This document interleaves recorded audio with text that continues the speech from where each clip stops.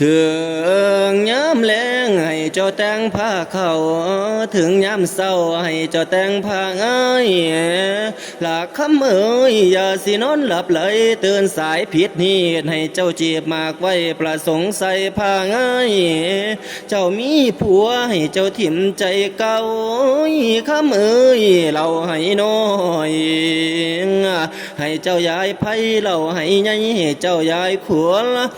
มงคลของเจ้านางแก้วหมอกล่าวแล้วซ้ำเติมถวยพรเป็นคำสอนพระอินทร์สั่งโล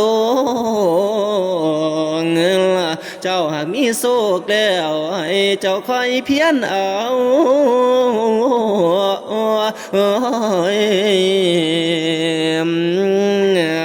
ว่า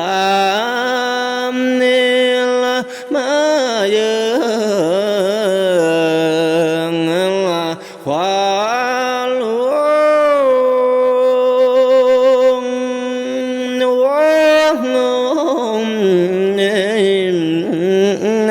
โอ้